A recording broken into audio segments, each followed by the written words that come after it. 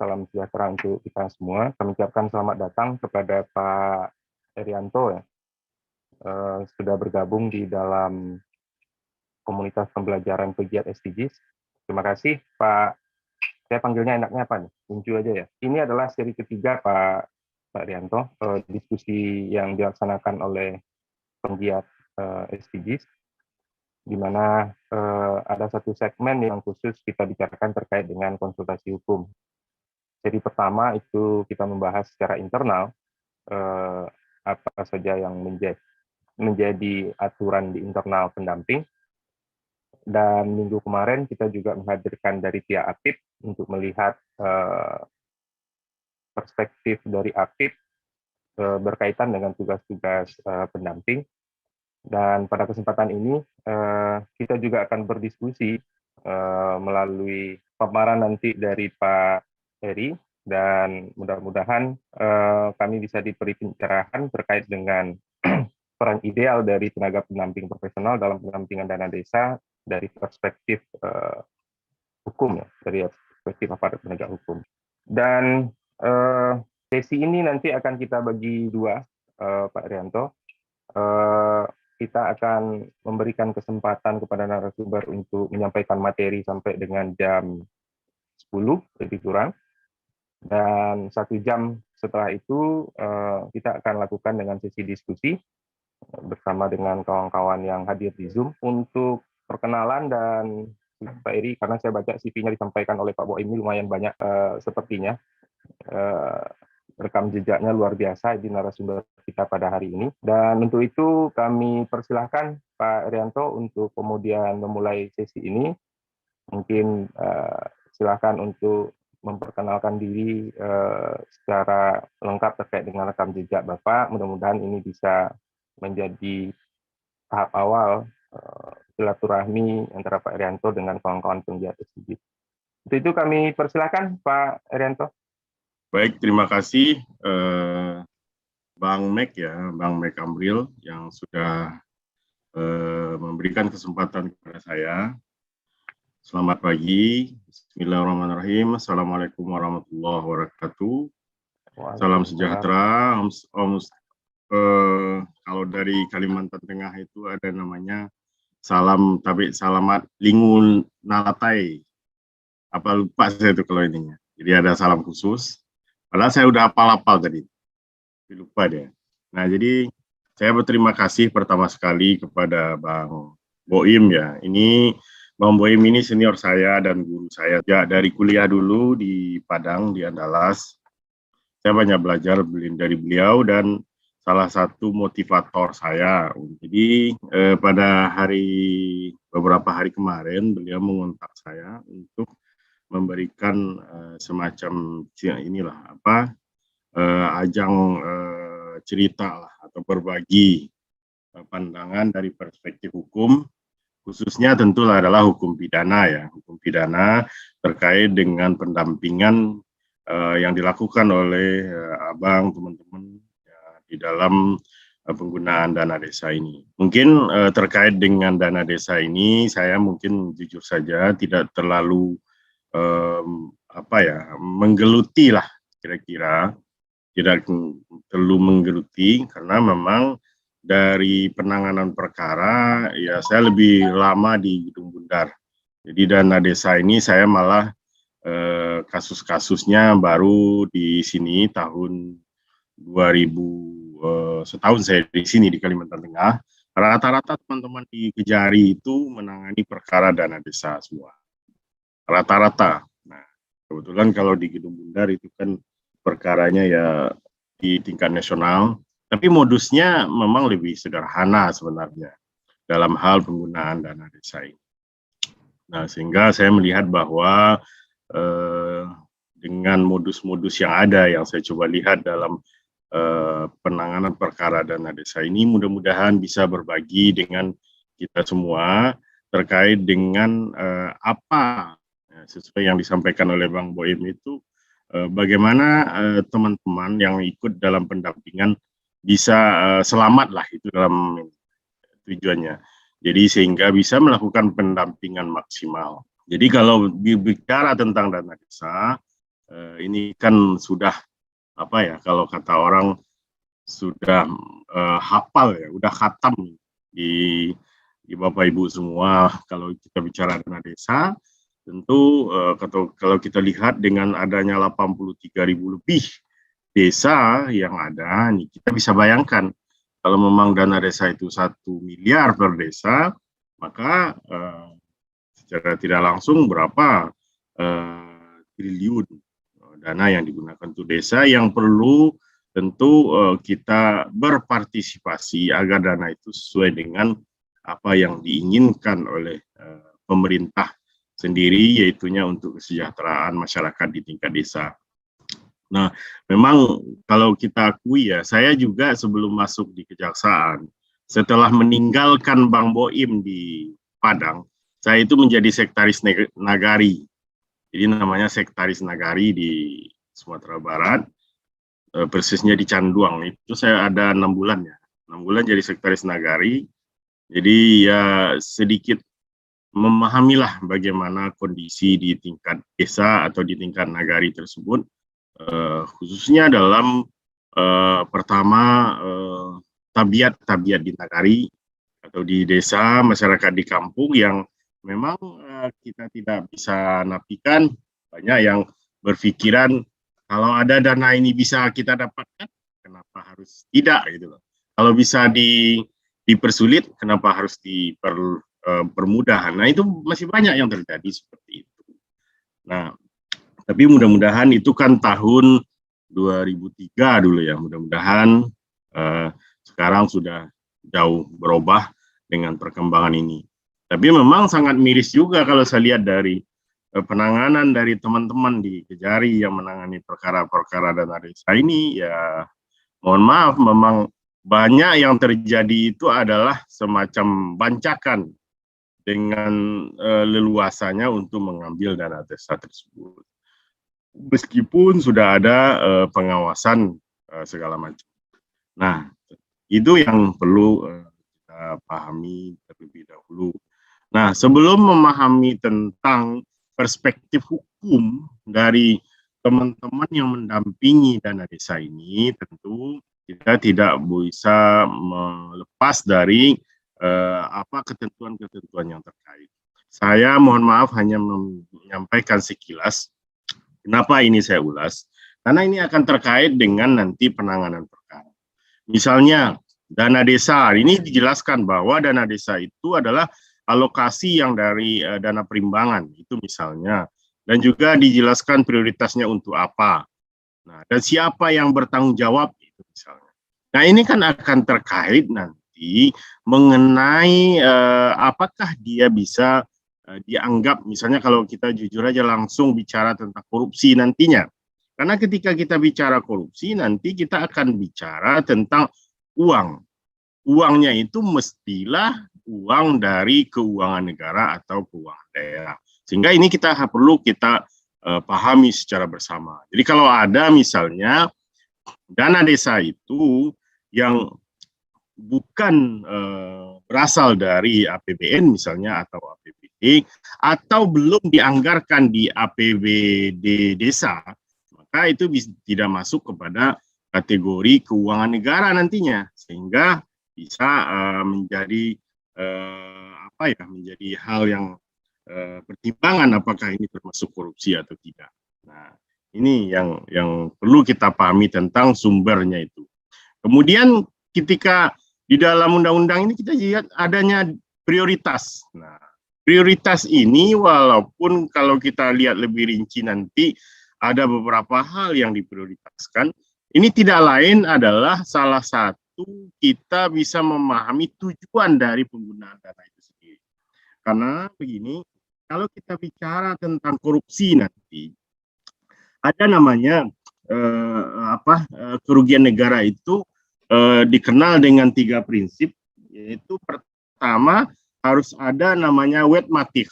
Dia harus dianggarkan di dalam undang-undang, dananya itu sendiri dalam perundang-undangan, ada dasarnya. Kemudian rehmatif. Nah, tentang kemudian saya lanjutkan. Bagaimana di dalam PP? Nah, ini juga saya coba ada beberapa kali perubahan itu. Itu dijelaskan bahwa ada prinsip, ya, prinsip-prinsip pengelolaan dana desa. Kenapa ini saya coba ulas? Nah, tentu bagaimana tertib, taat pada ketentuan, efisien, ekonomis, tentu agak lebih rinci.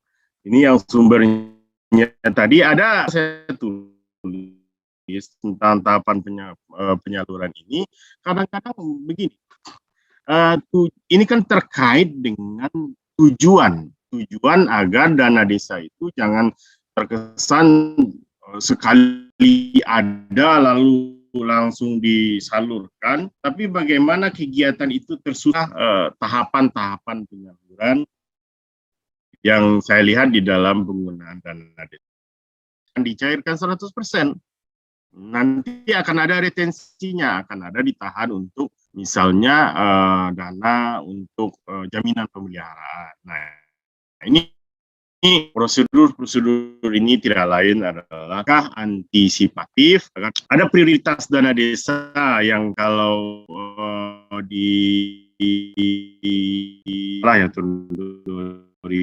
tidak akan terjadi kalau tidak ada penyimpangan ini. Nah, ini adalah pedoman yang harus kita perhatikan. Kemudian program prioritasnya apa, kemudian untuk mitigasi dan bencana alam, apalagi terkait dengan bencana alam ini, tentu dalam hal menentukan ini kondisi bencana alam. Tapi setahu saya, kan ini bencana alam seperti itu saja. Nah, ini yang perlu kehati-hatian dan yang lebih musyawarah. Saya juga undang-undang ini dirumuskan dalam musyawarah desa. Ini yang perlu jadi perhatian bagi kita. Ada yang kegiatan-kegiatan yang penggunaan dana desa tanpa melalui prosedur ini.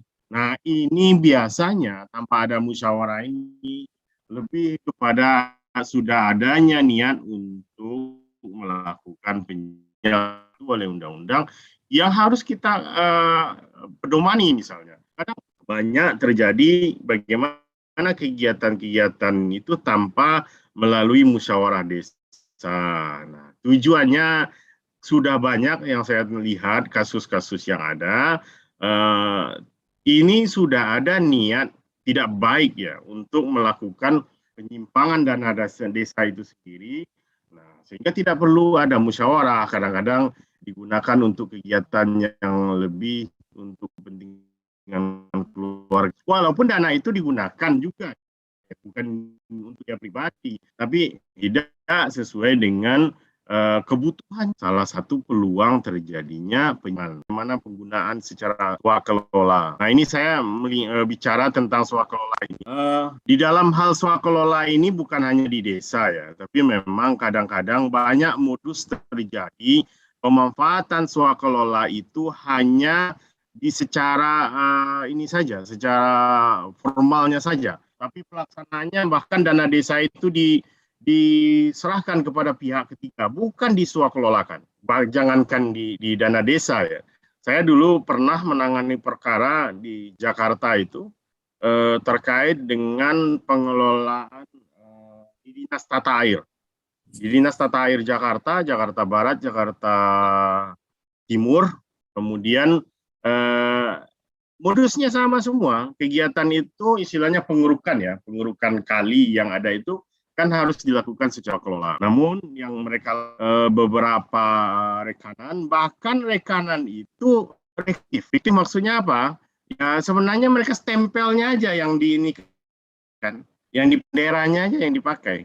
Mereka tidaklah rekanan yang perusahaan itu. Perusahaannya bahkan tidak ada. Ini salah satu contoh bagaimana swakelola disimpangi. Nah, sementara di sini jelas disampaikan bahwa swakelola itu harus sumber daya dari desa.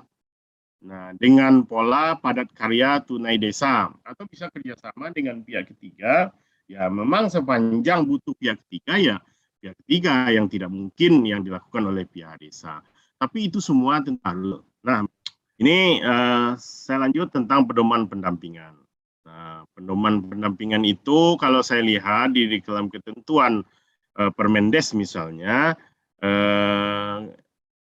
pendampingan masyarakat itu melalui asistensi ya. Ada beberapa jenis kegiatan. Ada namanya kegiatan asistensi, pengorganisasian, pengarahan, dan fasilitasi desa ya. Teman-teman yang lebih memahami kegiatan ini. Tapi kegiatannya ini digarisbawahi adalah hanya membantu. Hanya membantu. Ini yang diskusi sama Bang Boim kemarin, bagaimana peran kita diperiksa segala macam, dipanggil, kan kita hanya membantu. Berarti kita melihat apa nanti posisinya orang yang membantu itu bisa terlibat atau tidak, dan bagaimana kita untuk bisa agar terlepas dari hal-hal tersebut. Nanti kita diskusikan dalam hal fokus kepada tindak pidana korupsinya. Nah, kemudian kita lanjutkan terkait dengan prinsip pendampingan masyarakat desa. Nah, ini prinsipnya juga ada prinsip terbuka, membantu, berjenjang sesuai kebutuhan, kemudian keberdayaan dan masyarakat. Nah, ini dari teman-teman yang sudah lebih memahami, kemudian tata cara pendampingan, tenaga pendamping profesional. Nah, ini fungsinya fasilitasi, edukasi, mediasi, dan advokasi. Nah, ini mungkin perlu saya garis bawahi terkait dengan edukasi dan advokasi ini. Fasilitasi, edukasi, mediasi, dan advokasi ini. Artinya kita tentu, karena prinsipnya adalah membantu, jangan sampai nanti kita hanya memfasilitasi, istilahnya kemudian juga memberikan edukasi, memberikan pencerahan bagi masyarakat di desa, namun justru kebijakan-kebijakan mereka itu kita yang menentukan. Nah, ini yang cukup berisiko sebenarnya. Kita hanya memberikan, putusan tetap bagi mereka. Jadi saya juga membandingkan kepada teman-teman, maaf ya saya panggil teman-temannya aja, mungkin lebih simpel, yang di pendampingan, sama lah kayak di kejaksaan itu. Di kejaksaan itu ada namanya bidang perdata dan tata usaha negara. Yang biasa ke pemerintah itu mereka bikin LO, legal opinion, memberikan pendapat hukum. Nah, pendapat hukum itu mereka hanya memberikan guidance aja, petunjuk-petunjuk kalau melakukan ini pedomannya menurut hukum adalah 1, 2, 3, 4. Sama lah seperti seorang tua ketika berpesan kepada anaknya, "Hai anak, nanti kalau mau merantau, tolong ingat 1, 2, 3, 4. Hati-hati, di mana bumi dipijak, di sana langit di." Ada pesan-pesan moral yang disampaikan itu. Nah, namun kemudian ternyata bagi anak itu sendiri, ketika sudah di dunia sesuatu yang tidak sesuai dengan apa yang sudah diingatkan tadi, itu sudah menjadi tanggung jawab mereka. Jadi jangan sampai kita dalam hal pendampingan profesional ini, jangan sampai kita yang memberikan kata putus. Nah, itu yang berisiko. Jangan sampai kita yang memberikan kata putus. Makanya di dalam pendampingan kami ke Pemda juga kayak gitu, diingatkan selalu, jangan kita yang menentukan sikap apa langkah yang mereka harus ambil. Kita hanya memberikan petunjuk bahwa penggunaan dana desa prinsipnya seperti ini, prosesnya seperti ini. Mereka melakukan atau tidak, itu urusan mereka sendiri. Makanya apalagi kalau sempat kita mensetujui misalnya penggunaan dana desa tidak sesuai dengan prioritas tadi. Kita hadir di sana. Ini kan hadir juga perlu hati-hati. Ini mohon maaf, ini kita lihat misalnya dari kasus Munir, Munarman. Saya hanya melihat sekilas saja, apakah posisinya di sana hanya sebagai pemateri misalnya, atau posisinya juga ikut dalam pembaiatan. Nah, kita kan nggak tahu realnya seperti apa.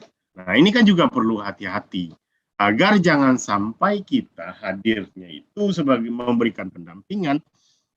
Jangan sampai ikut memberikan keputusan yang nanti ujungnya menyimpang. Nah, ini yang perlu kita perhatikan. Begitu juga misalnya namanya pendampingan itu samalah kayak kita di dalam mendampingi proyek lah misalnya. Kadang-kadang di internal kami itu juga diingatkan. Kalau kita nggak paham misalnya tentang proyek, kan itu kan urusannya teknis orang bidang sipil misalnya ya. Kalau di dalam tenaga pendamping ada yang kalau saya baca itu ada yang bagian teknis seperti itu. Nah, kalau memang kita menguasai, kita memberikan arahan, oke lah. Tapi kalau kita nggak paham, jangan. Kita lihat bidang kita apa. Jangan sampai kita sampai ikut-ikutan. Nah, ini diingatkan misalnya sama pimpinan kami, saya membandingkan saja, jangan sampai kita juga ikut dalam menyusun RAB itu misalnya. Kemudian kita tanda tangan berita acara serah terima itu misalnya. Karena itu bukan tugas kita. Kita hanya memberikan pendampingan. Nah, hanya memberikan pedoman-pedoman saja, mengingat ini perlu saya tekankan seperti itu. Nah, ini bagiannya ada pendamping desa di tingkat kecamatan. Kemudian saya lanjutkan. Nah, ini di tingkat kabupaten ini. Yang di tingkat kabupaten saya coba lihat tadi. Ini kan juga ada hal penyusunan kebijakan. Saya coba gariskan di sini. Sifatnya adalah membantu pemerintah dalam hal penyusunan kebijakan desa. Kemudian di dalam hal ini saya ingin menyampaikan bahwa salah satu peluang korupsi itu adalah diawali sejak penyusunan kebijakan. Banyak terjadi perkara-perkara yang dari awal penyusunan kebijakannya itu sudah tidak sesuai dengan yang seharusnya. Ketentuan pedoman dari apa yang harus dilakukan. Nah, ini yang perlu diperhatikan juga bagi kita dalam hal pendampingan. Posisi kita hanya membantu dalam hal penyusunan. Kembali lagi bahwa persoalan apakah itu di kebijakan apa yang diambil itu adalah kewenangan dari tingkat kepala. Kemudian melakukan pengendalian, monitoring dan selanjutnya tentang pendamping desa, membantu memfasilitasi, mengkoordinasi pelaksanaan pendampingan, melaporkan perkembangan. Nah, ini yang paling krusial menurut saya itu adalah bagaimana menentukan kebijakan itu sendiri. Nah, kemudian saya lanjutkan. Nah, di sini tentang juknis, tentang pedoman rinci juknis pendampingan masyarakat desa. Yang terbaru yang saya lihat itu ada juknis Kepmendes 40 tahun 2020.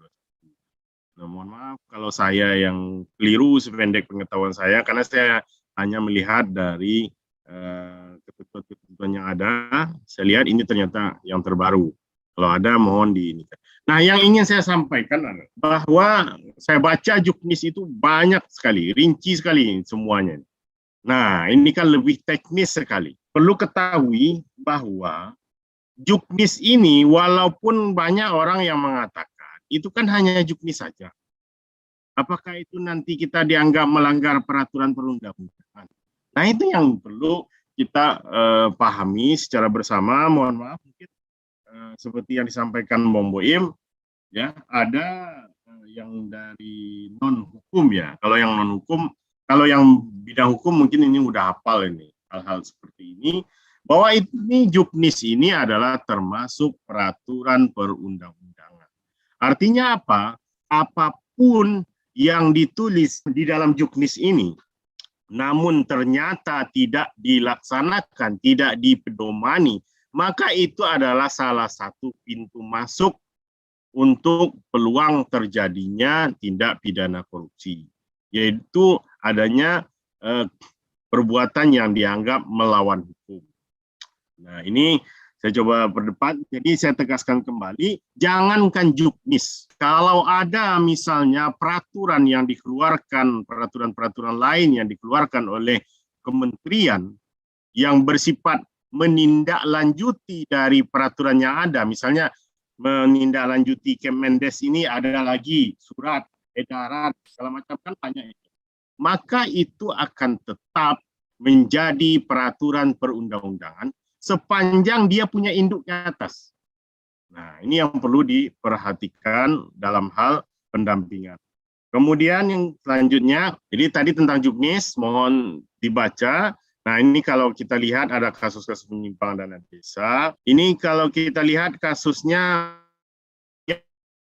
mencairkan dana desa 200 juta. Ternyata kegiatan itu tidak terrealisasi dan dokumen dipalsukan.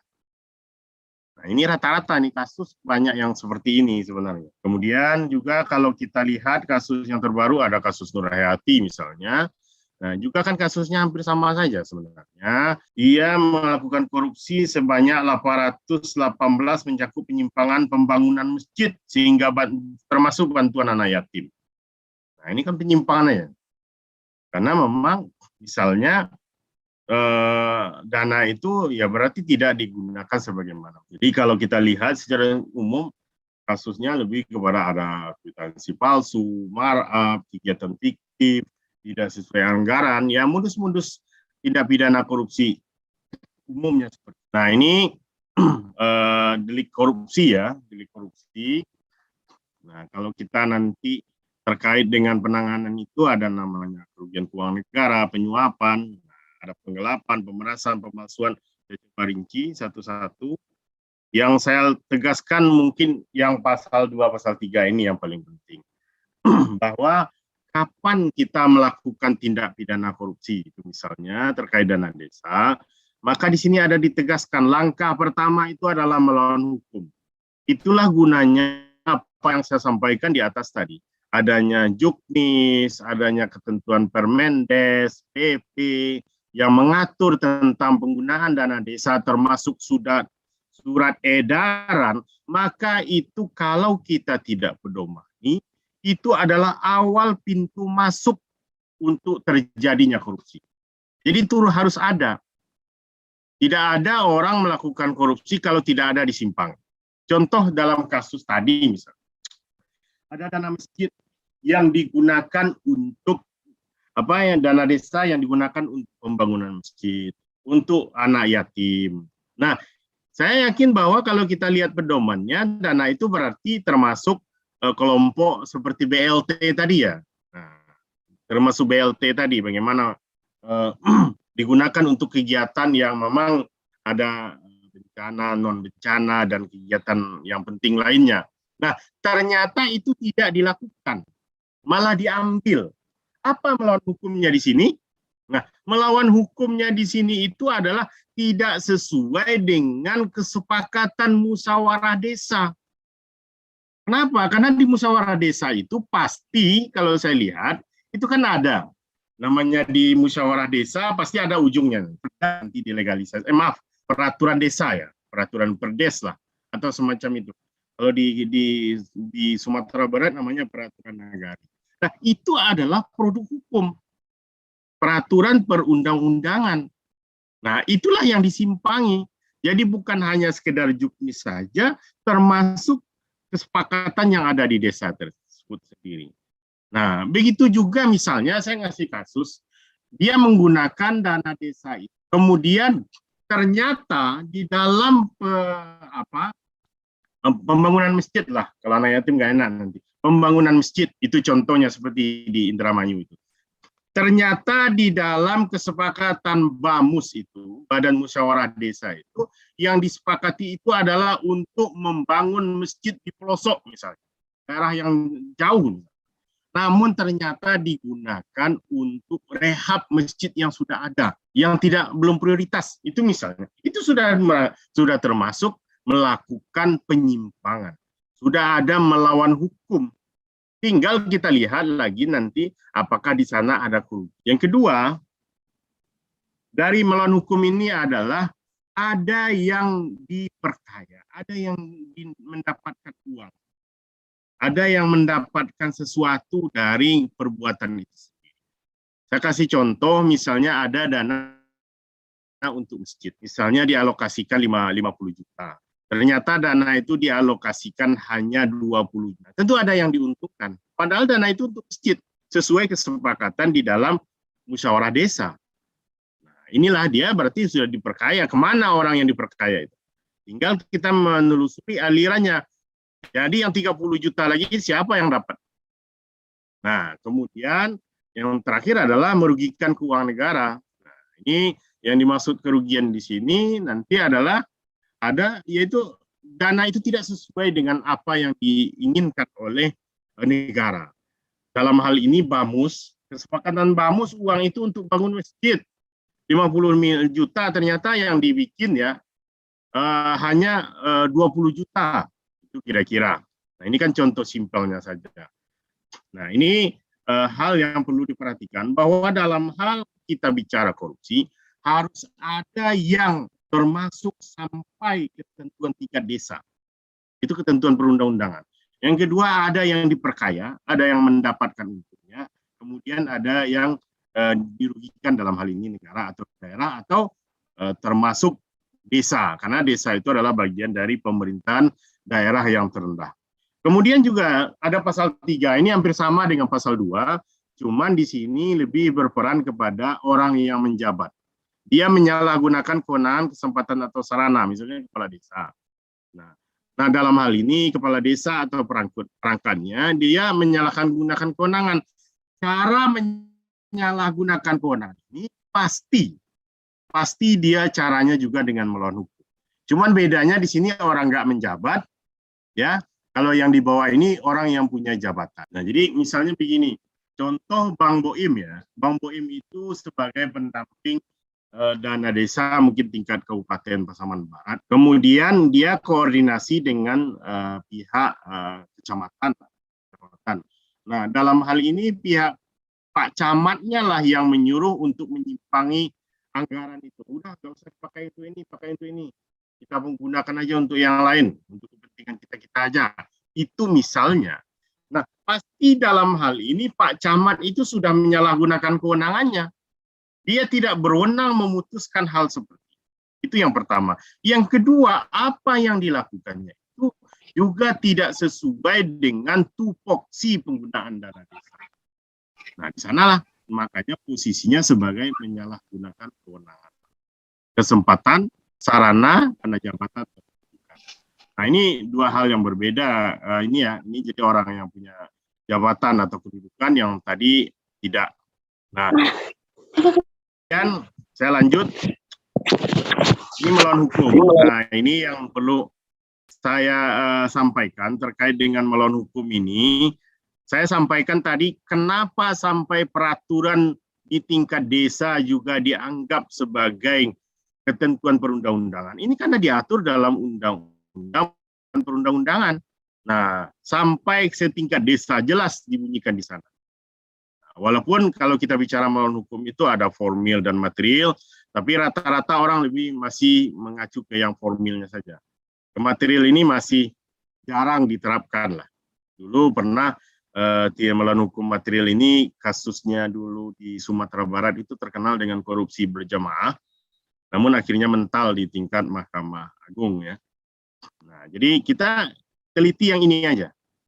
Kita antisipasi saja ini, agar apa yang kebijakan yang kita lakukan dalam membantu itu jangan sampai bertentangan dengan peraturan perundang-undangan sampai ketentuan di tingkat desa. Kemudian menyalahgunakan. Nah, bagaimanakah maksud tentang keuangan negara? Jadi begini, keuangan negara itu ini kan semua yang ada dianggarkan di APBN, itu yang pertama, termasuk yang ada di BUMN atau BUMD atau yayasan atau badan hukum, yang penting ada uang negara di sana. Nah, ini yang perlu saya pertegas karena memang banyak polemik ya, banyak polemik bahwa kalau sudah di BUMN atau BUMD itu tidak uang negara lagi, atau di BUMD desa misalnya, itu kan bukan dana desa lagi, sudah dipisahkan. Nah, kalau berpendapat misalnya pandangan dari ahli keuangan negara dari UI misalnya, rata-rata mereka pikirannya seperti ini. Tapi dalam praktek pengadilan, dalam praktek di pengadilan, nah semua masih mengakui, semua yang ada dana dari anggaran desa atau anggaran pemerintahan, walaupun hanya sedikit, maka itu dianggap sebagai dana keuangan negara atau keuangan daerah. Saya ngasih contoh begini.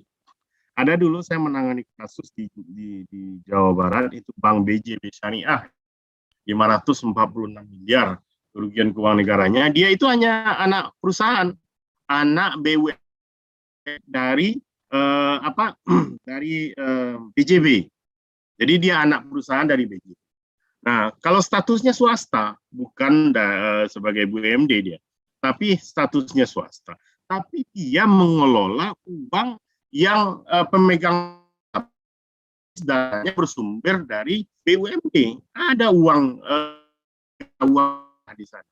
Sehingga akhirnya memang dianggap sebagai tindak pidana korupsi dan dia harus bertanggung jawab terhadap penyimpangan yang terjadi di dalam BJB Syariah tersebut. Nah ini makanya saya tegaskan kembali bahwa sepanjang ada dana itu dari anggaran negara atau anggaran daerah, baik di BUMD desa misalnya, atau misalnya kegiatan-kegiatan di desa yang berasal dari dana daerah, maka itu dianggap sebagai uang negara. Kalau ada penyimpangan di sana, maka itu dianggap sebagai tindak pidana korupsi.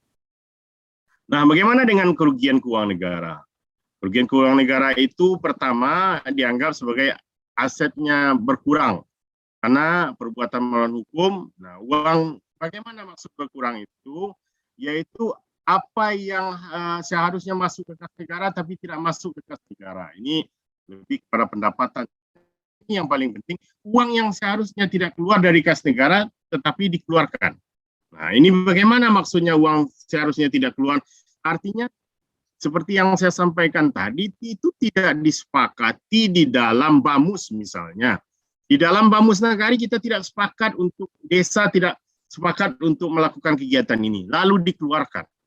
Maka itu dianggap negara rugi karena tidak ada kesepakatan untuk itu yang disebut dengan dasar untuk mengeluarkan uang. Nah, dalam hal aset di luar uang, kerugian dimaksud dapat terjadi karena seharusnya menjadi milik negara tapi tidak menjadi milik negara, atau aset yang seharusnya tidak terlepas penguasaan negara menjadi terlepas dari penguasaan negara. Jadi intinya adalah konsep kerugian keuangan negara itu adalah apa yang seharusnya tidak keluar. Konsep keuangan negara kerugian itu adalah apa yang di 50 juta anggaran desa, tapi hasilnya misalnya untuk pembelian alat-alat misalnya kegiatan BLT lah misalnya, BLT desa lah. Ternyata nilainya hanya 30 juta barang itu. Maka itu dianggap sebagai kerugian negara karena tidak sesuai dengan apa yang seharusnya, atau dalam hal ada pembelian alat-alat di kantor misalnya yang dibutuhkan untuk kegiatan masyarakat. Nah, ternyata anggarannya 50 juta. Nah, nilai yang didapatkan itu misalnya ATK bukan ya, kursi segala macam itu nilainya hanya 40 juta. Maka itu namanya kerugian keuangan negara. Konsepnya karena apa yang keluar nilainya tidak sama dengan apa yang didapatkan. Nah, ini yang saya sampaikan tadi, wetmatik, kregmatik, dan dulmatik. Kemudian aspek kerugian keuangan negara itu biasanya juga dilaksanakan oleh orang yang tidak berhak. Dia melakukan itu misalnya dalam hal pengelolaan dana desa. Yang bertanggung jawab itu kan kepala desa. Dia dapat menguasakan kepada perangkat yang misalnya dia kuasakanlah kepada kaur perekonomian misalnya. Tapi ternyata yang mengelolanya itu adalah kaur ketentraman dan ketertiban. Nah, ini kan juga dianggap sebagai peluang terjadinya aspek kerugian karena dilaksanakan oleh orang yang tidak berhak. Penyedia tidak melaksanakan kontrak. Nah, ini misalnya.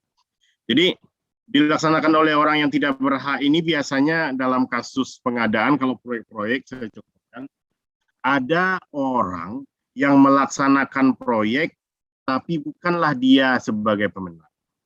Dia bukan pemenang, jadi proyek itu ternyata dilakukan oleh keluarga dari misalnya kepala daerah. Nah, walaupun ada nanti yang dia pemenangnya adalah A, tapi ternyata realnya yang melakukan itu adalah orang yang ada di luar itu. Maka itu namanya tidak berhak. Kemudian tidak melaksanakan kontrak, kegiatan tidak sesuai spek, kekurangan volume, keuntungan tidak sah. Nah, ini kalau dalam hal kegiatan fisik ya. Kemudian pengembalian tidak menghapuskan kerugian pidana. Nah, ini mungkin saya hanya menyampaikan ada perkembangan terbaru. Tapi ini baru wacana, Bagaimana dengan Misalnya kalau di dalam pasal 4 ini sebenarnya kalau dia sudah balikin, apakah pidananya hilang apa tidak? Seperti itu. Namun ternyata di dalam ketentuannya perlu kita pahami beda antara pidana dengan perdata ya. Kalau perdata itu kan istilahnya ada orang yang rugi, kalau ruginya sudah dikembalikan sudah aman. Kalau pidana ini kan lebih menekankan kepada perbuatannya, perbuatan jahatnya. Nah, perbuatan jahat itu tidak bisa hanya dengan mengembalikan, tapi itu yang harus dipertanggungjawabkan. Sehingga kenapa kok ada misalnya ada orang yang melakukan korupsi lalu dikembalikan tetap dipidana, ya prinsipnya seperti itu. Yang kita kejar itu bukan hanya duitnya saja, tapi perbuatan jahatnya itu sendiri. Nah, dan kebijakan terbaru yang masih dilakukan, memang di Kejaksaan itu ada wacana kalau di bawah 50 juta itu tidak akan diproses, tapi ada detail syarat-syaratnya. Ada di sini detail, misalnya mengembalikan, perannya tidak terlalu signifikan, lebih kepada kekeliruan administrasi. Nah, ada detail nanti mungkin saya juga bisa share ke Bang Boim di sini tentang apa kebijakan ini. Tapi secara umum itu belum ada ya, belum ada. Itu pasti di internal Kejaksaan sendiri. Istilahnya sebagai peraturan perundang-undangan yang mengikat, ya itu belum ada. Itu kan hanya kebijakan di internal dan sekarang masih didiskusikan juga. Kemudian, nah ini yang perlu diperhatikan bahwa bagaimana kalau peran kita sebagai pembantu. Nah, kebanyakan orang yang tersangkut pidana ini kan kalau orang yang melakukan istilahnya dia yang ngambil duitnya, dia menyimpangi ketentuan perundang-undangan, ya jelas lah, enak. Dia yang harus bertanggung jawab. Yang repot itu adalah bagaimana dengan hanya anak buah yang hanya ikut tanda tangan, kemudian hanya yang tukang ketik SPJ misalnya, atau jangan-jangan kita sebagai pendamping yang hanya mengikuti pendampingan, lalu apakah kita bisa terbawa atau tidak. Maka konsepnya di dalam KUHP bahwa yang dianggap sebagai pelaku, jadi statusnya sama, mereka dianggap sebagai pelaku, yaitu yang melakukan, menyuruh melakukan, turut serta melakukan. Jadi melakukan ya jelas pelaku utama, menyuruh melakukan, ini biasa menyuruh melakukan ini orang yang istilahnya seorang atasan lah, menyuruh kepada anak buahnya untuk melakukan ini segala macam.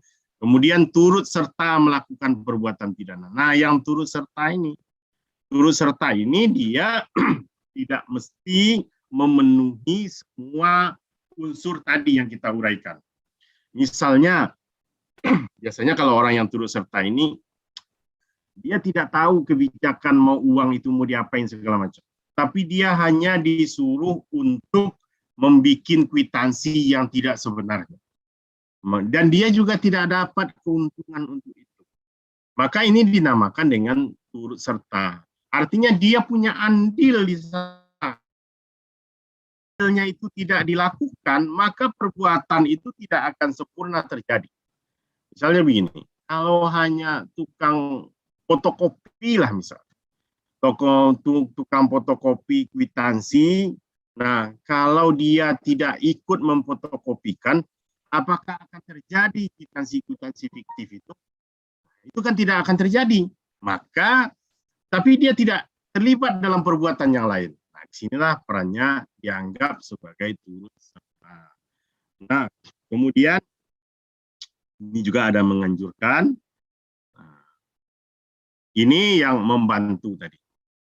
Nah, ini namanya kan kita fungsinya membantu tadi. Jadi membantu kejahatan itu, kita lihat di sini dalam pasal 56, memberi bantuan pada waktu kejahatan dilakukan. Nah, apa bentuk bantuan itu? Orang yang memberi bantuan itu, dia tidak ikut serta. Istilahnya tidak terlibat aktif. Dia hanya istilahnya memberikan jalan saja. Saya kasih contoh begini, kalau ada orang melakukan pencurian, lalu dia membukakan pintu untuk orang masuk, untuk membukakan pintu orang itu masuk, maka itu namanya sudah melakukan pembantuan. Nah, jadi kalau misalnya bagaimana kita dengan pendamping ini dalam hal membantu, ya artinya kalau kita sudah tahu bahwa ini akan ada penyimpangan yang akan dilakukan oleh kepala desa, lalu kita istilahnya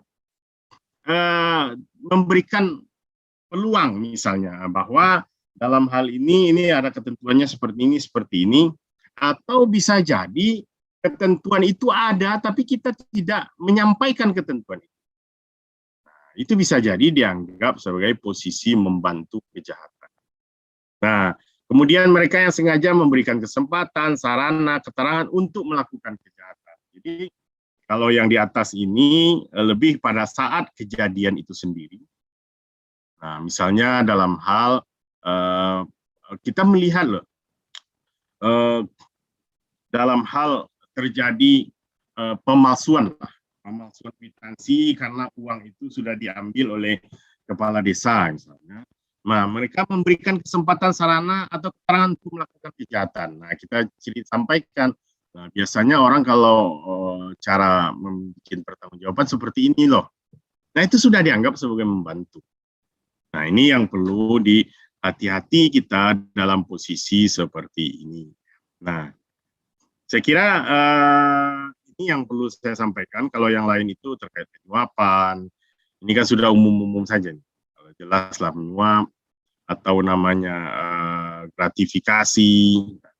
Nah, cuma saya ingin membedakan bagaimana beda antara gratifikasi dengan.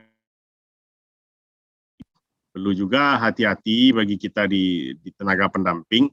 Misalnya kita tahu bahwa kepala desa itu melakukan penyimpangan. Lalu agar kita tidak neko-neko, tidak bikin laporan segala macam, nah maka mereka memberikan kita sesuatu. Jadi ada permintaan. Jadi jangan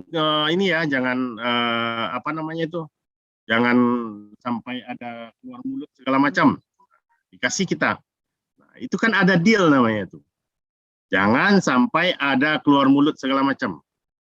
Nah, maka itu namanya kita suap. Apakah kan kita bukan pegawai negeri nih. Nah, bagaimana kok bisa kita dianggap menerima suap? Nah, ini yang perlu dihati-hati bahwa pegawai negeri yang dimaksud dalam undang-undang korupsi itu adalah termasuk orang yang digaji oleh negara atau daerah. Saya tahu kok memang kalau namanya pendamping itu kan ada anggarannya. Dianggarkan gajinya berapa per bulan segala macam. Bahkan kalau saya lihat misalnya lumayan juga gaji yang didapatkan. Nah, maka kita kalau ada hal-hal seperti itu dianggap menerima suap. Lalu ada namanya gratifikasi. Nah, ini yang lebih hati-hati lagi. Kalau namanya suap tadi itu kan ada semacam janji lah.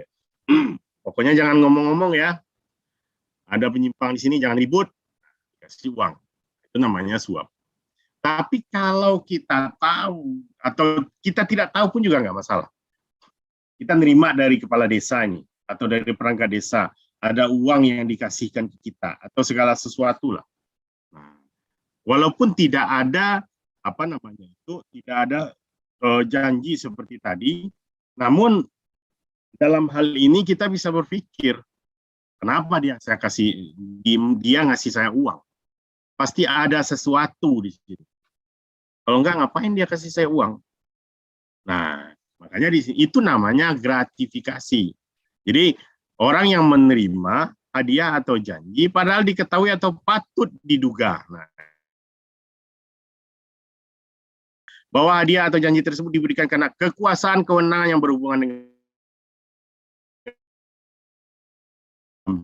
nanti kalau dia lapor ke provinsi ke orang yang memberikan. Nah, Ini kalau yang pertama itu kan kita lihat dari posisi kekuasaan kita, atau menurut pikiran orang yang memberikan hadiah ada hubungan dengan jabatannya. Nah, yaitu menurut ya kepala desa itu sendiri. Nanti kan bisa ditelusuri itu kenapa kasih dia. Ya namanya pendamping, Pak. Nanti dia kan punya jabatan tuh. Kalau apa-apa nanti kan biar aman lah. Nah, ini juga ada namanya peluang gratifikasi. Nah, kemudian jadi itulah kira-kira kalau menurut saya yang paling penting ya terkait korupsi ini ada keuangan negara, kemudian ada suap, ada namanya gratifikasi, atau yang terakhir ada namanya memeras. Nah, memeras ini ada sifat memaksa. Ini kepala desa, ini dana desa ini ada nggak untuk kami nih? Nah, kalau enggak nanti kami tidak akan bimbing segala macam. Nah, itu contoh ya. Nah, maka di sana namanya pemerasan. Nah, pemerasan yaitu memaksa itu untuk memberikan sesuatu, membayar, menerima borongan untuk mengerjakan sesuatu. Tapi, nah ini memaksa. Ini bagaimana kita memaksa? Tidak harus dipukul orangnya, enggak. Tapi membuat posisi orang yang memberikan itu seolah-olah menjadi tertekan. Nah, saya kasih contoh ini ya, bagaimana kasus pemerasan itu. Ada dulu kasus judi online yang saya sidangkan di Jakarta itu. Uangnya itu jadi judi online ini dilakukan razia di Polda Jabar, kemudian diblokirlah akun-akun mereka ini. Ternyata akun-akun itu mereka ada rekeningnya, uangnya sampai 5 miliar, ada 10 miliar, namanya pemain judi online. Lalu mereka datang ke pihak yang memblokir, itu di Polda Jabar. Nah, Pak, tolonglah dibukain, Pak. Jadi, ini mau dibuka apa enggak? Kalau mau dibuka, nah, gimana cara bukanya? Itu kata pihak dari Polda Jabarnya waktu itu, oknumnya. Sehingga orang itu secara tidak langsung dia akan merasa, daripada saya rugi 5 miliar rekening saya ini, mending saya kasih aja lah 1,5 miliar ke dia. Dikasihlah uang. Deal mereka waktu itu. Kalau jadi gimana Pak, berapa bukanya nih? Sekian. Nah, itu adalah salah satu bentuk pemaksaan. Nah, jadi ini kira-kira yang poin-poin yang ingin saya sampaikan. Nanti kita bisa kembangkan lebih pada diskusi. Ini saya sudah lewat 15 menit.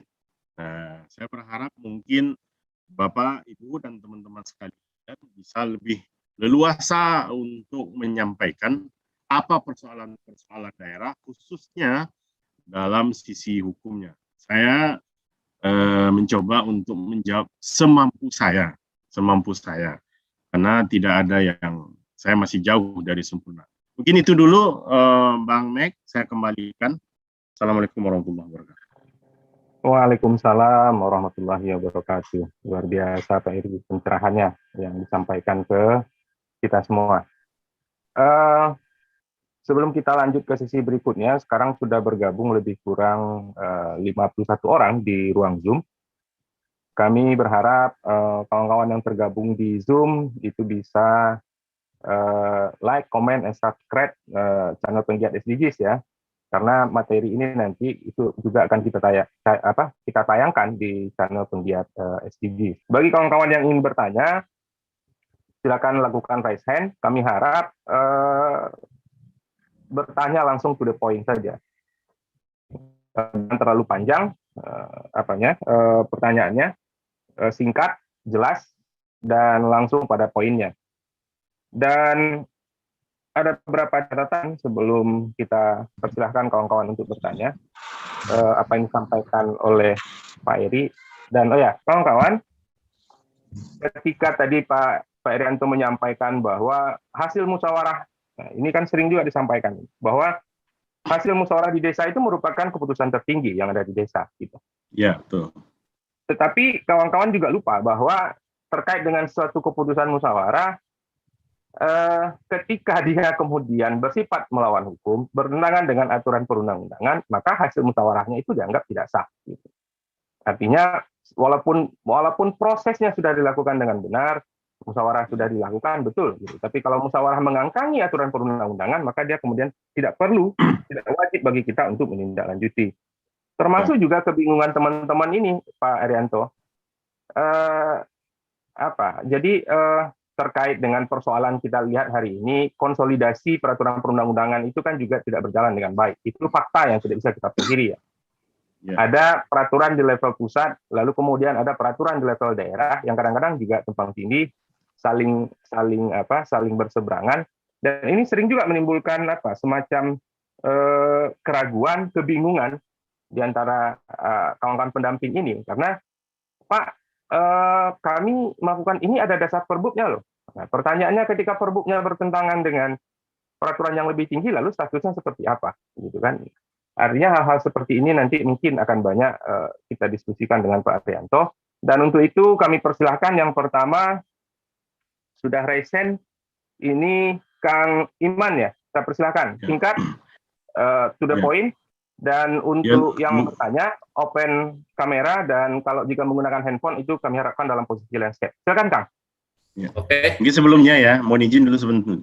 Bahannya udah saya bagi sama Bang Boim, minta tolong Bang Boim di-share biar bisa sambil dilihat-lihat. Oke. Siap itu Pak. Silakan Kang.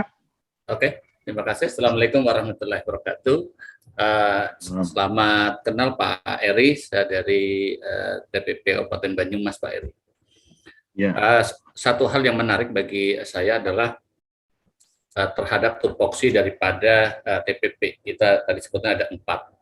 Tapi yang menjadi permasalahan di perjalanan atau di lapangan bahwa seringkali gitu ya kita TPP itu pada posisi di posisi lokal, artinya itu ada sebuah kebijakan lokal. Contoh aja misalnya di dalam kegiatan monitoring evaluasi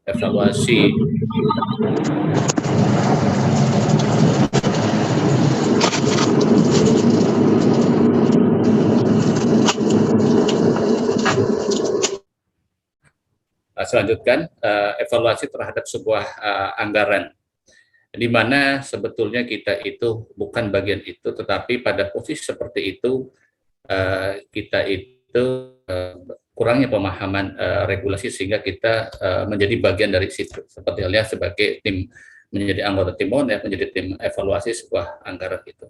Yang kedua adalah saya tertarik apa yang dimaksud di pasal 3 tadi tentang ikut memperkaya diri orang lain. Nah, ini mohon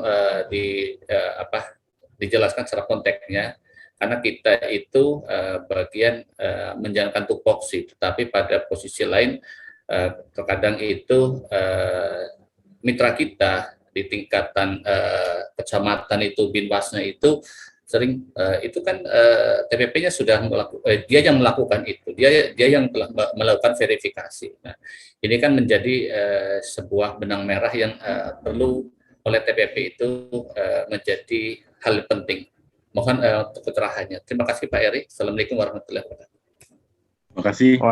Waalaikumsalam warahmatullahi wabarakatuh. Kita kumpulkan 3 penanya dulu Pak Eri ya. Ya.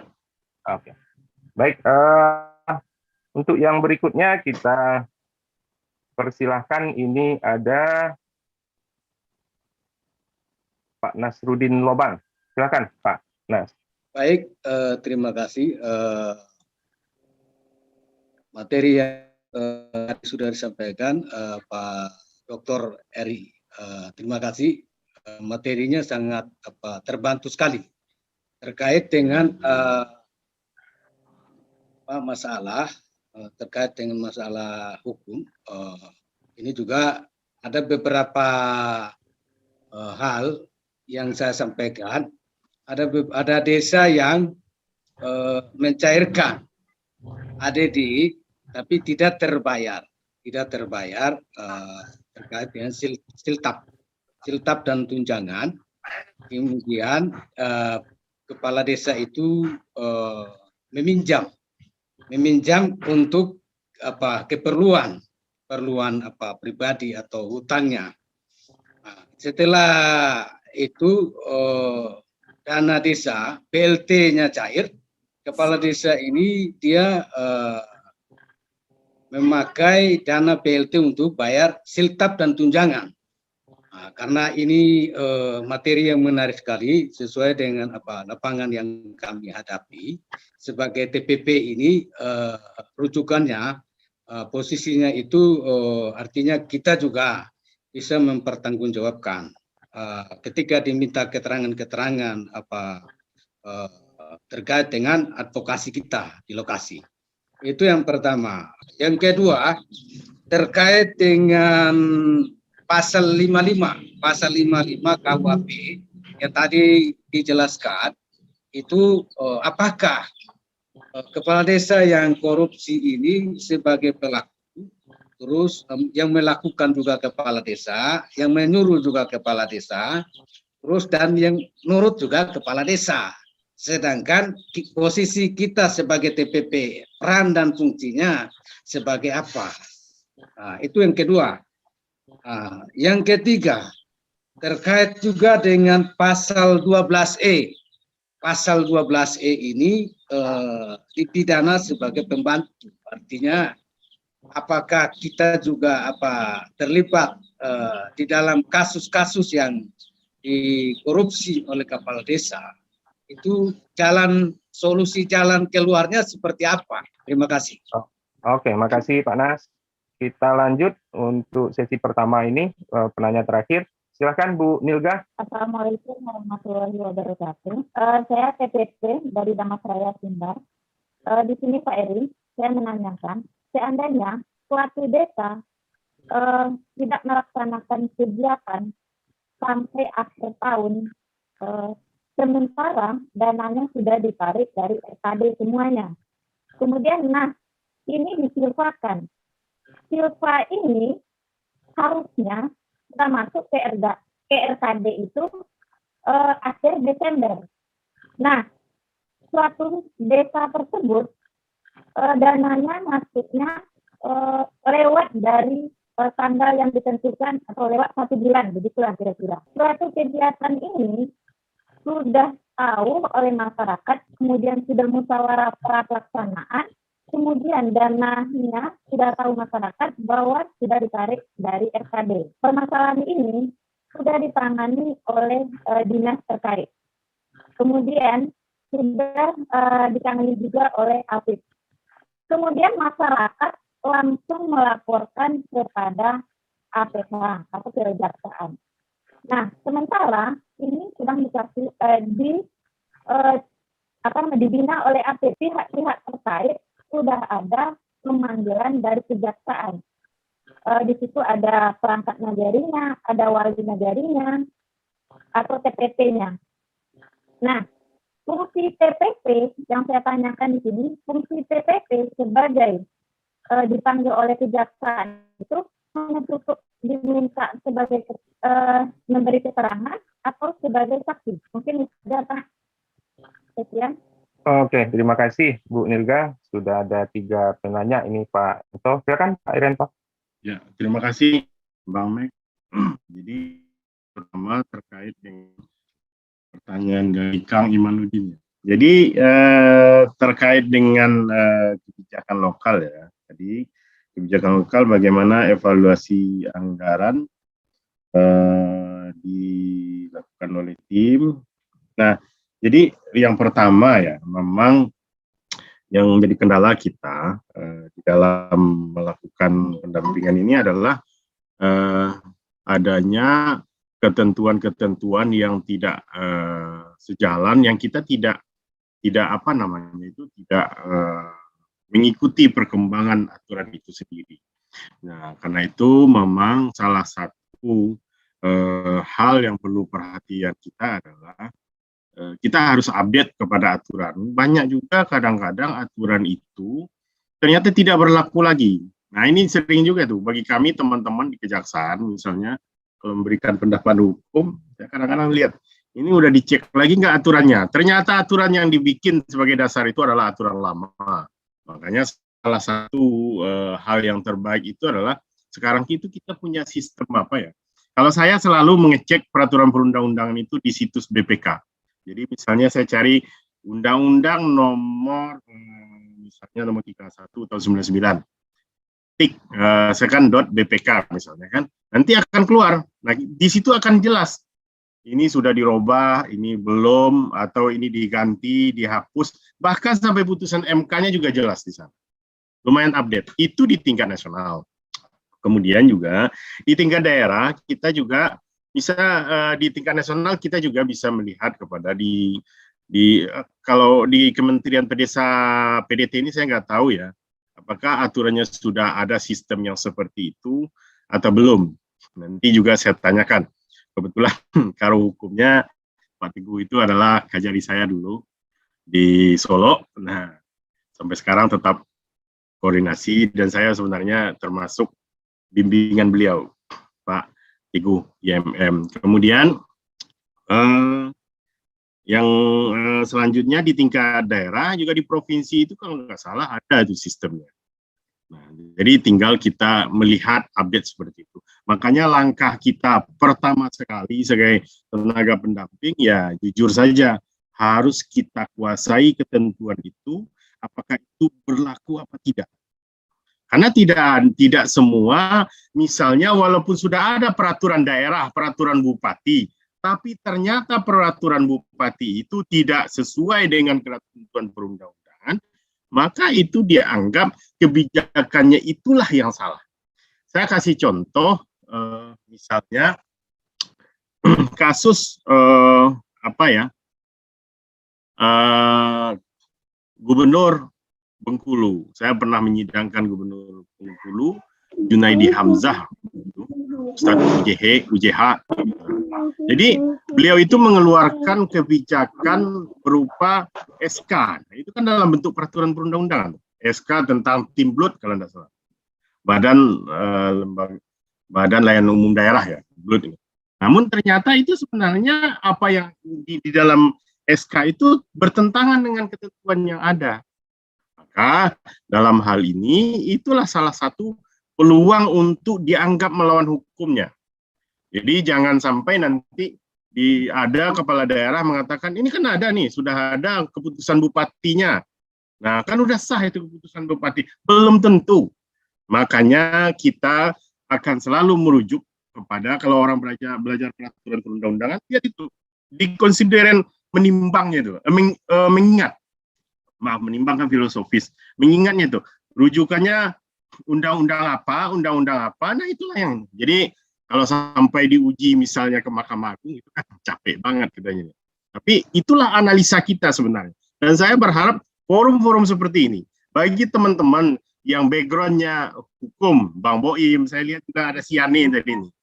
Ada Siani junior saya yang calon dosen di Pontianak. Nah, ini kan perlu kita analisa seperti itu. Nah, tentu harus profesional lah. Kalau yang di bidang hukum, nah, cukup jelaskan semaksimal hukum bidang hukum. Jangan nanti misalnya Bang Boim bidang hukum, dia menjelaskan tentang fisik bangunan. Nah, itu kan kacau jadinya. Nah, itulah kira-kira bagaimana kita sharing, saling mengisi. Nah, jadi itu penting ya.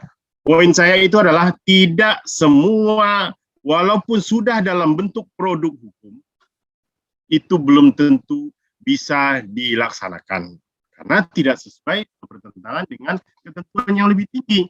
Nah, kan nanti ada aja jawaban, kan belum diuji di tingkat Mahkamah Agung, namanya kan judicial review. Jadi judicial review itu bahasanya kalau saya pahami itu menguji peraturan di bawah undang-undang kepada undang-undang ke Mahkamah Agung.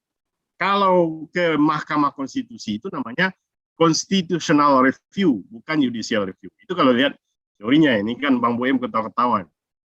Nah, jadi inilah yang coba kita diskusikan. Diskusikan ini nggak layak, nggak, ini segala macam aturannya. Nah, itu yang pertama. Yang kedua, bagaimana kita misalnya ini perkaranya ikut memperkaya orang lain. Misalnya dalam hal kita hanya melakukan verifikasi, kan seperti itu ya Bang. Jadi di dalam pasal 3 itu, memperkaya orang lain itu bukan hanya di pasal 3 saja, di pasal 2 juga, bahwa ketika melakukan korupsi, ada perbuatan menyimpang, ada perbuatan menyalahgunakan kewenangan yang tidak sesuai dengan undang-undang, dia harus terpenuhi 3 dulu. Nah, yang pertama ada yang disimpangi aturan. Apakah dia disimpangi aturan itu dia punya wewenang atau tidak? Kalau dia punya wewenang ke pasal 3, kalau dia tidak punya wewenang ke pasal 2. Itu yang pertama. Yang kedua, harus ada yang diperkaya atau ada yang diuntungkan. Nah, nanti ya, tidak perlulah kita bicara perkaya.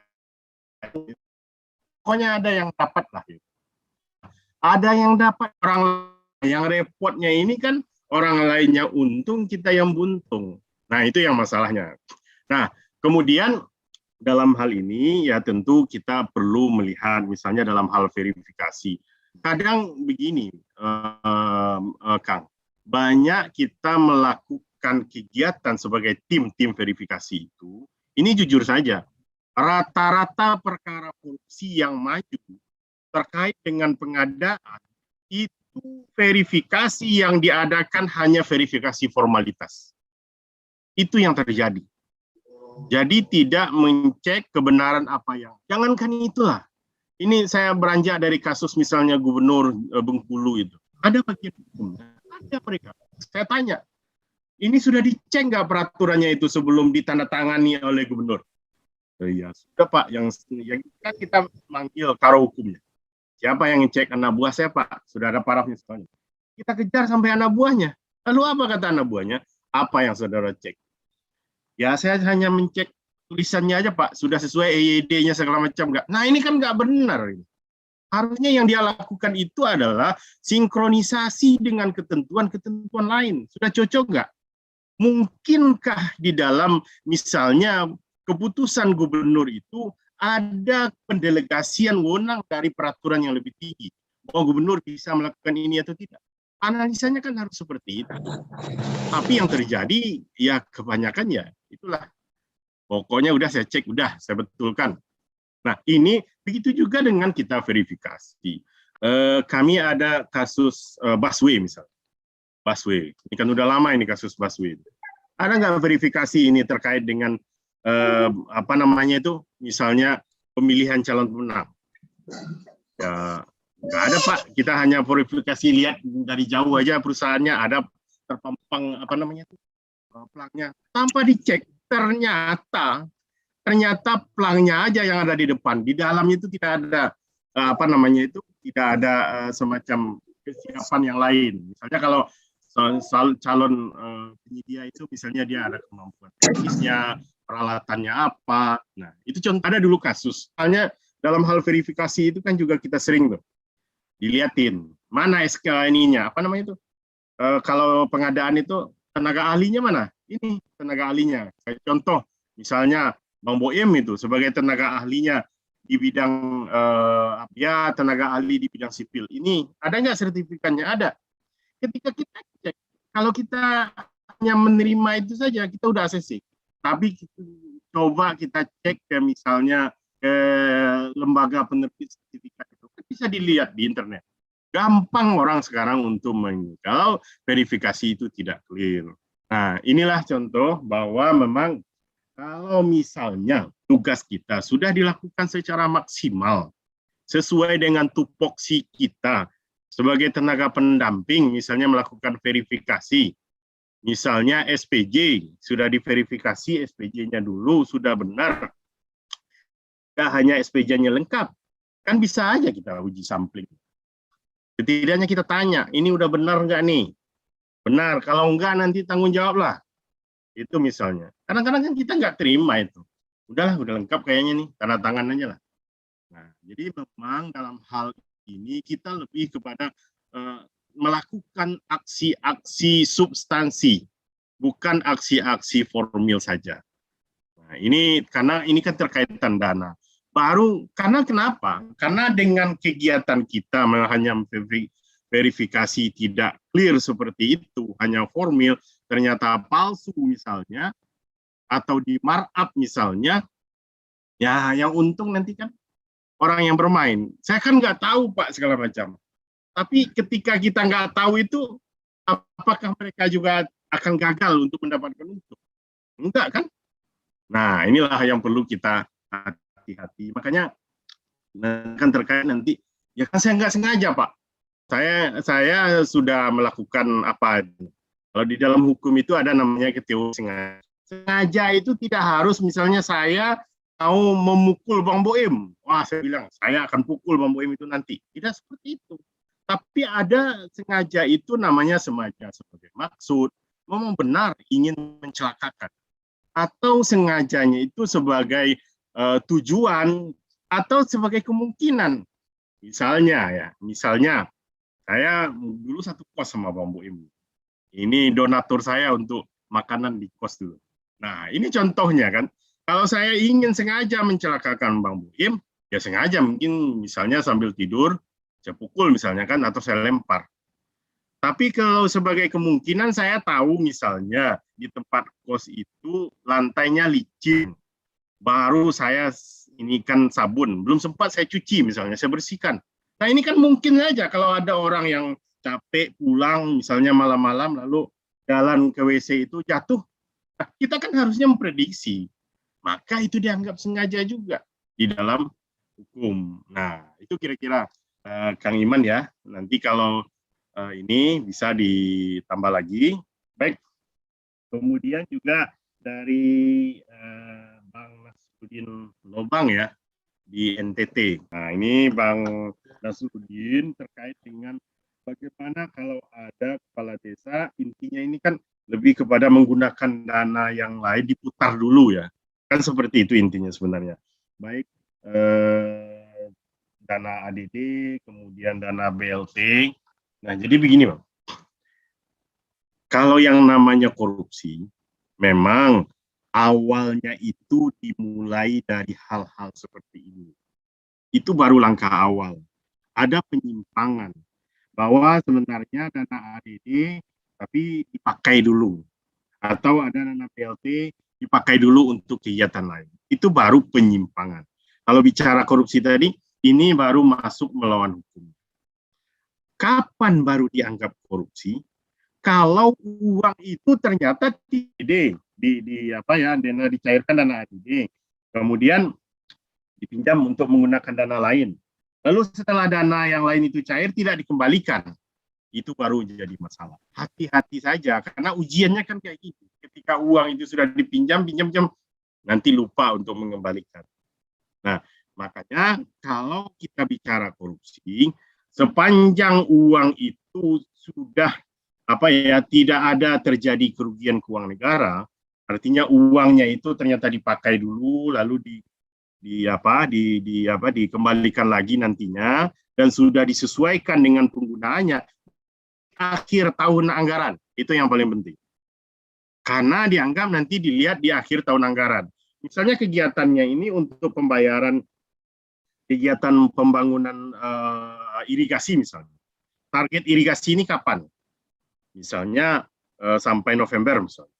Nah, kalau dananya itu sudah dikelola kembali, dibalikan, itu tidak jadi masalah. Tidak akan ada korupsi. Saya jamin itu tidak ada kerugian keuangan negara. Kecuali dananya sudah dicairkan, dipakai dulu, kemudian proyeknya nggak jadi, nah itu baru jadi masalah. Baru dianggap kerugian. Jadi ya kita namanya juga penegak hukum. Saya pastikan bahwa juga kebanyakan kan juga nggak kaku-kaku seperti itu. Yang penting bagaimana kegiatan itu terlaksana. Nah, apalagi misalnya kalau kita menggunakan uang negara ini ada kebutuhan yang mendesak ya, yang harus kita lakukan. Itu kebutuhan yang benar, bukan kebutuhan yang nggak benar misalnya. Lalu terpakai dulu, lalu dikembalikan. Nah, maka dalam hal ini kuncinya adalah belum terjadi kerugian keuangan negara. Kalau itu sudah dikembalikan lagi. Itu kira-kira ya, Bang. Kepala desa sebagai pelaku yang menyuruh, lalu TPP sebagai apa? Kan seperti itu. Nah, makanya saya ingin mengingatkan, apakah peran kita di sana dalam mengambil kebijakan itu, kita punya peran apa enggak? Dalam hal misalnya, kepala desa mengambil dana desa. Kalau kita misalnya tidak dilibatkan, tidak mengambil itu gimana? Ya keinginan, dari semenjak keinginan untuk mengambil, kemudian dari cara-cara pengambilan, kemudian dari penggunaan, kita tidak terlibat, ya kita nggak jadi masalah, nggak perlu khawatir, Bang. Yang perlu khawatir itu kalau kita kecipratan. Setidaknya ya, kalau setidaknya, saya kan nggak tahu menau nih, kepala desa ternyata uang dana desa yang ditilap oleh dia. Saya nggak tahu menau. Nah, bagaimana ini ceritanya? Kan kayak gitu. Maka dalam hal ini, yang penting jangan sampai ada menerima. Itu yang jujur. Tapi kalau kita tidak tahu menau, lalu kita ada menerima, jangan-jangan. Ini kan jangan-jangan kita bisa dikejar sebagai TPPU nanti. Tindak pidana pencucian uang. Sebagai orang yang menerima, pasif pasal 5. Nah, kita kan aku bisa dia ngasih duit ke saya ya. Dari mana nih duitnya segala macam. Nah, itu kira-kira ya. Jadi terkait dengan Bang Nasruddin, sepanjang kita tidak ada andil di sana, kita tidak perlu khawatir dan juga tidak menikmati. Nah, itu aja. Kira-kira ya, Bang ya. Nanti kalau masih ragu, tanya lagi nggak apa-apa. Atau nanti kalau mau di lapangan nanti ingin diskusi juga, silakan nomor WA saya minta ke Bang Boim. Insya Allah nanti akan saya juga jelaskan semampu saya. Kemudian yang berikutnya Bu Nilga ya, dari Damasraya. Ya Unia. Jadi begini, terkait dengan dana yang sudah ditarik dari SKD tapi tidak direalisasikan dan sudah ditangani APIP. Kemudian masyarakat melapor ke kejaksaan. Jadi begini, saya ingin sampaikan terlebih dahulu terkait dengan APIP. Memang di sini ada ketentuan undang-undang dalam pemerintahan bahwa kalau ada tindakan dari penyelenggara pemerintahan yang dianggap menyimpang, maka prosesnya itu adalah ke APIP dulu, ya kan? Tapi itu tidak tidak semua harus ke APIP, karena begini, dalam hal ini sudah menjadi pembahasan juga di kejaksaan. Bagaimana kita nanti menangani perkara mereka berdalih ke APIP dulu dong. Ini kan belum dilakukan tahapan. Ingat bahwa di dalam hal ini kejaksaan itu masuk apabila bisa membuktikan ada unsur pidananya di sana. Unsur pidananya yang paling penting apa? Yaitu ada kesengajaan atau niat jahat untuk menggarong anggaran negara, baik anggaran desa dalam. Nah, bagaimana kita bisa melihat niat jahatnya? Lihat dari tingkah lakunya, lihat dari polanya dalam hal mengambil uang itu. Jadi kalau nyata-nyata uang diambil oleh dia, lalu pergi keliling-keliling, pergi ngeliat jam gadang, ya itu bukan namanya diproses APIP lagi, memang sudah niat jahatnya itu. Nah, bahkan dia ngambil itu tanpa diketahui oleh orang lain segala macam, atau bahkan keras sama bendaranya. Mana bendara? Uang. Saya mau pergi ini ke jam gadang. Itu nggak perlu APIP lagi. Jadi itu poin dalam hal kejaksaan masuknya. Makanya kalau misalnya lalu dipanggil juga oleh kejaksaan. Nah, itu namanya kan kita di kejaksaan itu ada namanya lead penyelidikan, ada namanya penyidikan. Penyelidikan itu masih mencari apakah ada peristiwa pidana atau tidak. Ini ada laporan masyarakat. Itu kan kewajiban kami di kejaksaan ataupun kepolisian untuk menindaklanjutinya. Jangan nanti kalau nggak ditindaklanjuti malah masyarakat juga yang komplain. Cuman patokan kita jelas bahwa kita memanggil, yang pertama itu pasti minta keterangan, menjadi saksi. Masih hanya mencari apakah ada ini peristiwa pidana apa tidak. Peristiwa pidana itu seperti apa? Yaitu kejadian-kejadian yang dianggap atau memenuhi unsur-unsur pidana. Misalnya dalam hal korupsi misalnya. Di sini ada indikasi korupsi keuangan negara. Dalam hal ini dana desa. Nah, kalau dilihat cerita dari si A, Pak Kepala Desa mengambil uang 20 juta pergi jalan ke Bidi. Ini kan cerita-cerita aja nih. Kemudian ada nggak program di desa itu kepala desa bisa jalan-jalan dari dana desa? Kan tinggal tanya itu. Oh, nggak ada. Kemudian ditanya lagi, apakah uang itu sudah dikembalikan nggak sama dia? Nggak ada dikembalikan, ini malah udah lewat tahunnya, itu bisa kira-kira. Maka dalam hal ini, itu sudah ada dia indikasi, itu peristiwa pidana. Barulah nanti dilakukan penyidikan, dicari alat bukti yang lain, baru sampai penetapan tersangka. Jadi, saya ingin menyampaikan kepada Bu Nilga, ya, Uni Nilga, bahwa apa yang dilakukan kejaksaan itu adalah sepanjang dalam posisi untuk mengungkap kejahatan.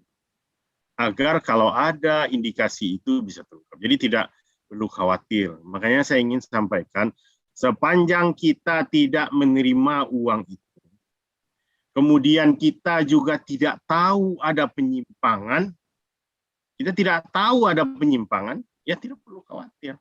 Tapi kalau kita tahu penyimpangan dan ada peran kita di sana, ya istilahnya kalau di Sumatera Barat itu tangan mencincang, bahu memikul. Nah, itu istilahnya. Itu kan sebuah tanggung jawab, ya. Jangan hanya nikmatnya aja, atau ya pokoknya kan saya hanya mengetahui, hanya meinikan saja, mempermudah saja. Jangan seperti itu. Karena tugas kita ini adalah sebagai, ya namanya semua ini kan abdi negara, ya.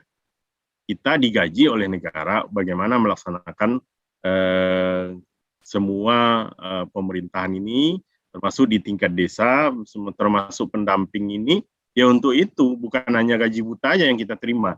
Itulah kira-kira, ya, Bu Nilga, ya. Kemudian yang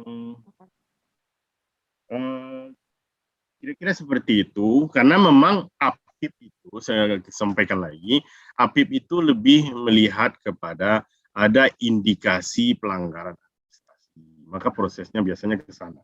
Juga kan ada inspektorat, tapi untuk menentukan pidana ada tidaknya, tetap nanti di penegak hukum, baik di kepolisian atau di kejaksaan.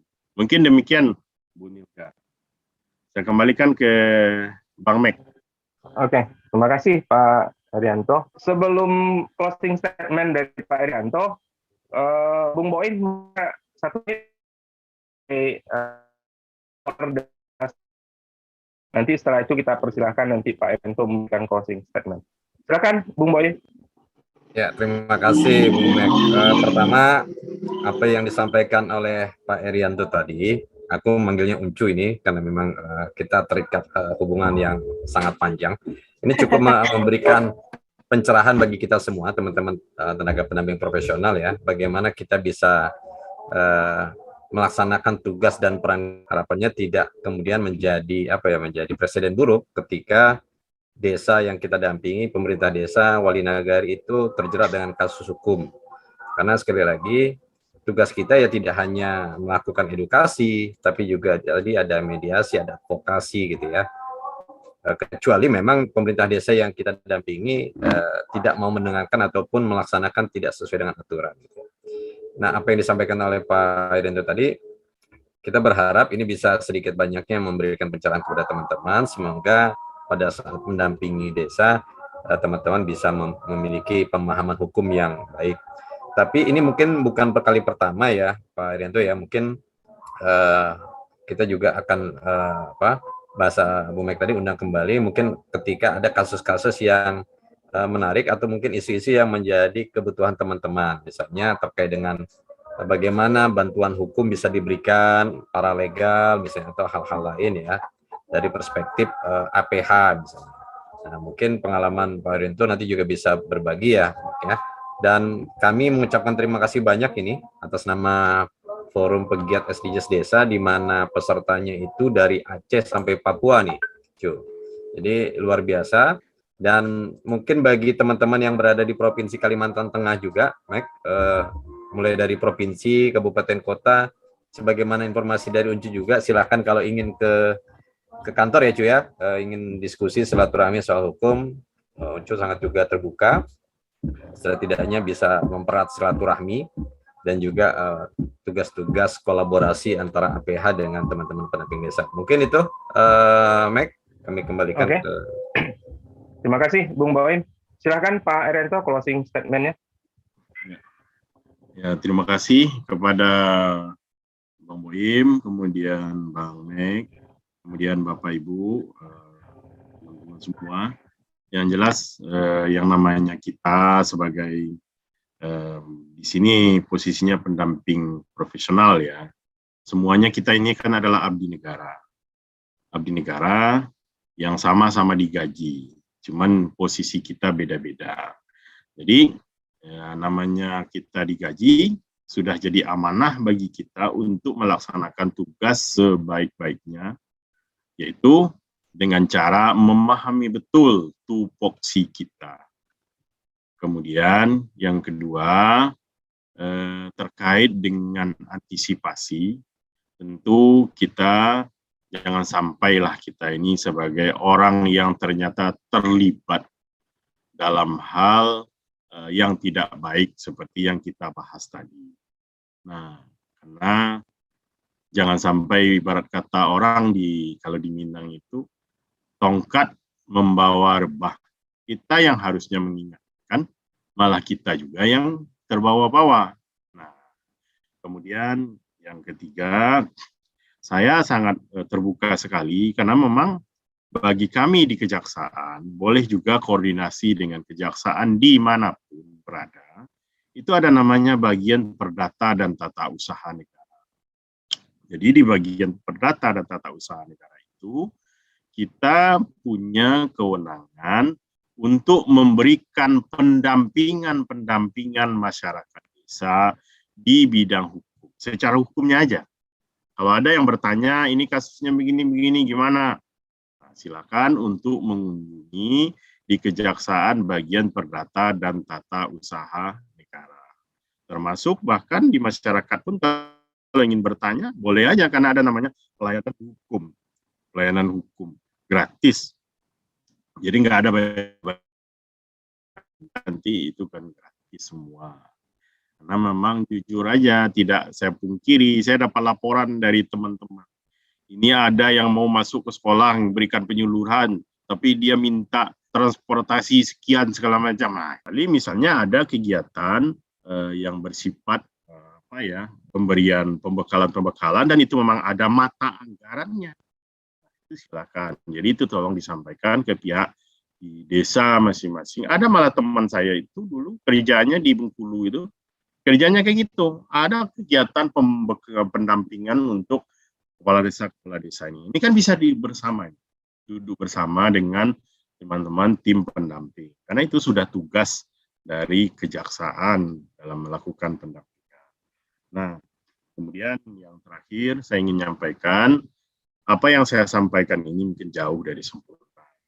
Saya hanya menyampaikan, ya ini baru yang saya pikirkan dari pengalaman seperti ini, seperti itu.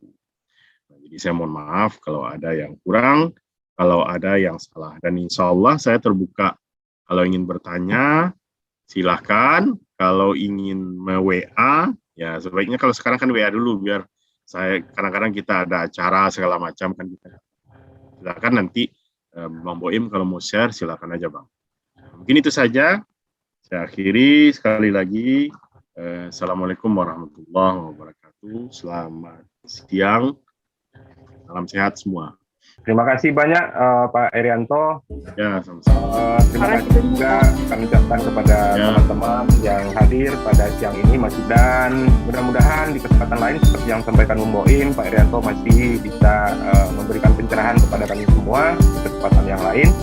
Saya atas nama host pembawa acara mohon maaf kalau ada yang kurang berkenan. Dan sebelum ditutup kami ingatkan silakan isi absen seperti yang ada di chat room linknya. Jangan lupa juga komen, like, dan subscribe channel Penggiat Aktivis Desa. Terima kasih banyak, mohon maaf. Wabillahi taufiq wal hidayah. Assalamualaikum warahmatullahi wabarakatuh.